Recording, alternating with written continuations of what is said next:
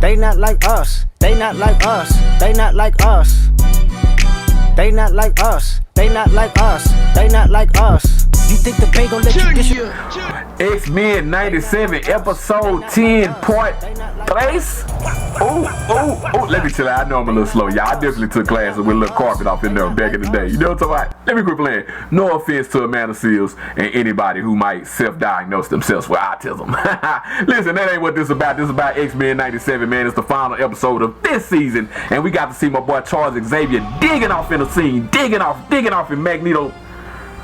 I know what I did wrong, and I apologize. Please forgive me. But anyway, he went off in Magneto's mind and tried to get Magneto to see the error of his ways. Matter of fact, he took Magneto back in time to where they was young men and didn't even know they was mutants yet. But you know, when you looked out on the ocean, it was a storm out on the waters. You know what I'm talking about? And the ocean represented his spirit and his mind and how it was rocky because of his history and his childhood, and he didn't know his... That's a whole lot right there. I shouldn't have went that deep. Listen, I think if you looked at my mind, that's probably what you'll see. You know what I'm talking about? It's a storm brewing. It's a storm brewing. Listen, man, this one right here. And while this was happening, the X-Men was back on Earth dealing with Bastion. Bastion done turned it up to a whole nother level, man. Of course, he got Magneto powers. He got Storm hemmed up, she yoked up, Beast yoked up, Morph yoked up, everybody yoked up. She got everybody yoked up. Wolverine hugged out in the hospital, clinging to life. He clinging to life. Listen, while this is going on, man, Cable is on his hands and knees, you know what I'm talking about, because he is under mind control from Sinister, and Bastion is forcing Sinister to make Cable tell him how many times he tried to stop him and he failed, which Cable told him 200 times. And Bastion decides, man, you know what, I'm finna I can't say that. I'm finna unalive everybody because y'all foiled my plans and you thought this would stop me.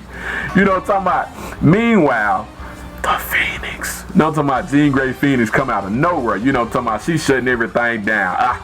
Yanking that out. Put that on. You know what I'm saying? Everybody shut down. Jean Grey stole the show, man. Dark Phoenix, Positive Phoenix, no matter what Phoenix it is, can't nobody on Earth stop her when she had full power. You know what I'm talking about? She's like a cheat code. You know what I'm talking about? Super OP. You know what I'm talking about? So anyway, Jean Grey pop up, Bastion gets mad.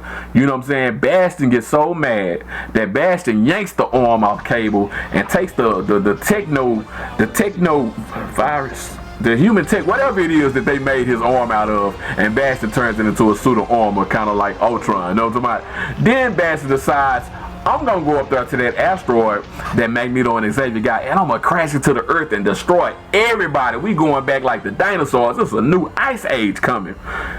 Oh my gosh, that's a lot. The X-Men regroup, you know what I'm saying? Jean Grey uses her psychic abilities and let Cyclops know what's going on. Meanwhile, Professor Xavier's letting them know that he's trying to save Magneto's mind before it breaks. And he lets them know that he's connected to Magneto, so if Magneto's mind breaks, then Xavier's mind break, and both their mind broke, and they just broken people in a broke back mouth. That ain't got nothing to do with that. Let me quit playing so much. I'm gonna stop playing so much. I promise you. It's a whole lot going on in this episode. Did I tell y'all Wolverine's in the hospital on his deathbed? Like, my boy was down bad, man. He was bleeding from elbow. When I say elbow, you know what I'm talking about? He looked like, what's that movie, The Revenant? The Revenant, when Leonardo DiCaprio fought that grizzly bear, like that's he down bad. You know what? Pray for Wolverine. You know, to my pour one out for him maybe because he might not make it. Anyway, meantime, you know the X-Men have to figure out a way to get up here to this asteroid because their jet is kaput. It's done. It's finished. Bastion makes his way to the asteroid. Rogue and them are getting prepared to do battle and defend themselves. Whatever they can do to stop him. When the X-Men pop up right behind Bastion, they done took a whole sentinel, not a sentinel, but a sentinel. They done took a sentinel to go in and save the day, man. Once again, we got to see the X-Men group up and use teamwork, because teamwork is how you make the dream work. You know what I'm talking about? You put your feet on that blade and you go out there and get daddy's money. That don't fit either, do it. I'm still playing. Oh, let me chill out. But anyway, man, the X-Men team up and they fight off Bastion. Meanwhile, Cyclops is trying to do the right thing and get bashed and to see the error of his ways, like Professor Xavier was doing to Magneto. You know, these guys are gonna try to choose peace every time. You know, I thought that we were gonna get Demon in the Bottle style Cyclops. I know Demon in the Bottle was Iron Man, but Cyclops went down that road too. I wanted to see the darker version of Cyclops, but he chose peace. He chose peace. Matter of fact, before all of this, I skipped over something. He let Cable know that he regrets something that happened before they sent him away, and what he regretted was that he didn't tell his son goodbye. You know, basically he was saying that I don't think we're gonna make it. I don't think we're gonna survive this. Like, this might be a one-way ticket, son. I love you. To which Cable go ahead and tell him, you know what, I was mad because everybody was telling stories about my parents and all their friends and all the things you did, and I'm like, I was supposed to be there, but I got sent to the future. But he was like, honestly, the stories don't live up to y'all. And I was like, Lord, that make my heart do like this a little bit. And Cyclops was like, your mama told me you got my eyes. Now, I don't know how she know, because Cyclops got to keep them glasses on or he go unalive everybody. You hear me? You know what I'm talking about? Anyway, man, we got to see why this asteroid is coming down. The X-Men are trying to stop bashing and stop this asteroid from falling down. Meanwhile, we see Spider-Man, we see Daredevil, we see Iron Man, Captain America, all off having different battles. We also see Black Panther. My boy Black Panther threw some cats through a window. Shout out to Panther. And he had on his little cape. I like that. Matter of fact, in this X-Men series, like these last 2 episodes, we really seen the X-Men, a lot of them wear they retro outfits. If you notice, if you don't know, like the original comic book outfits, like the first ones, not the ones from the 90s, like they wearing some old outfits. But yeah, they finally get the job done. You know what I'm talking about? The teamwork make the junior work. They get the job done, and they get it done because Xavier gets through Magneto, and Magneto yells out, I remember who I am. I remember whose I am. You know what I'm talking about? Magneto reverses the asteroid. The whole planet celebrates. All the humans who were hating the mutants and preparing for the worst are now celebrating when whoo, asteroid disappears. Asteroid disappears. We don't know what happened. The X-Men that stayed on the ground level, you know, they don't know where the rest of the X-Men are. They are so confused and they are so scared and they just don't know what to do, and they're trying their best, and they didn't even show us whether Wolverine survived or not. But we got to see Forge looking for new mutants, you know what I'm saying, to start a whole new team. And that's when Bishop show up. This is where I want to take it to a different direction right now, because I said this. When Gambit died, when Gambit was unalived, and I thought Magneto was unalived, I said, you know what, Bishop was a time traveler, Cable's a time traveler, they can go back through time and fix this. That ain't what happened. But Bishop actually showed up at the end of this episode, and what we find out is that the X-Men got through different periods of time. We follow Cyclops and Jean Grey, and we find out they went to the future, like they in the 39th century, like they way ahead, and they wind up where Cable was growing up at. So we see a teenage Cable, we get young Cable, he's in the comics right now.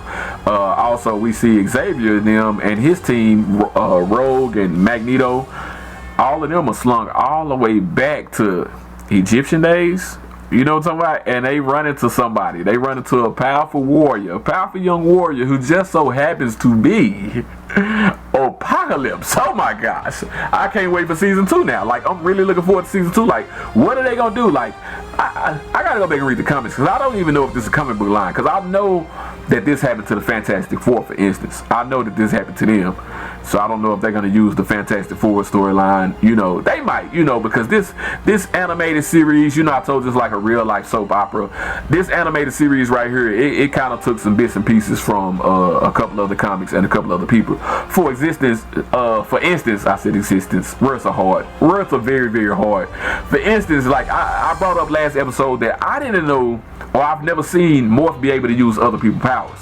Like, I was like, you know, when Mystique using them, transform, she can just imitate you. She can't use your power. She can just look like you. And I was under the impression that that's the same thing Morph did, but we seen Morph use super speed when he turned to Quicksilver. We seen him use the strength of the Hulk. We've seen Morph almost, you know, kind of like Beast Boy in DC. You know what I'm saying? Like, I've never seen Morph do that, but I guess finding out what I found out about the writer, I guess he took special privileges with Morph. You know, he had kind of like a look out for my people, if you know what I'm saying. I hope y'all get the wink. You know, I hope y'all understand that. But yeah, so you know, but really, like if you think about it, like morph powers are kind of like I think his name is Mimic. You know, the X-Men do have a guy named Mimic, a young man who can mimic anybody's powers, but he has to be around them. And once he's around them, he can, you know, imitate whatever they can do. So yeah, they took some liberties with it. So I don't know if the X-Men been back in time with Apocalypse or they're gonna do that right now. I don't know what they're gonna do going forward, because I don't know if Apocalypse is necessarily evil yet. Like, he might not be on the same mission that he's on, like survival of the fittest. Like he might not be that, you know, that Apocalypse yet. So what are they gonna do? Because they also have a storyline where they do have a young Apocalypse that's in the X-Men. Like, that's a whole different universe storyline. But I don't know what they're gonna do with that. But I'm excited for season 2. I can't wait for season 2 of X-Men to come out. Like, they really did a good job on these series. And once again, like I said, I really wish that the writer didn't get canned, and I really wish he would work on other things. But I'm hearing that, you know, they plan on having Ryan Coogler be the director for the X-Men. You know, he does Black Panther and some other things. I like Ryan Coogler. I don't know if I like him for the X-Men, but we'll see how well he do. I know that he was rushed with Wakanda Forever, and they were kind of handicapped because, you know, they lost T'Challa, and for whatever reason they refused to recast T'Challa. You know what I'm talking about? And they saw how that worked out. So hopefully Ryan Coogler can redeem himself as far as that. Like, I'm hearing, like, in Black Panther 3, one of the rumors I'm hearing is that they plan on aging up young T'Challa, you know, because they want to let Shuri go ahead and pass on the mantle. So I don't know about that. I'm also hearing that Black Panther will be recast when they do the soft reboot after Secret Wars. But we're talking about X-Men right now. This is all about the X-Men. What happened to Wolverine? Oh my God, what happened to Virgil? Ain't that the song by Lil Durk? Oh my God, listen, what happened to Wolverine? They never told us how did Wolverine turn out. Like, how did he fare? Like, we didn't get to see that. We did get to see Forge in his fields. You know, Forge really liked Storm. He really did like Storm, and I like that for Forge, you know. But hey, we'll see how it all turns out. Listen, my name Ricky Jr., man. This is X-Men 97, the final episode of this season, man. Hope y'all stay tuned to me. Subscribe and like. Yeah, boy. Do you hear me? Junya-Tv.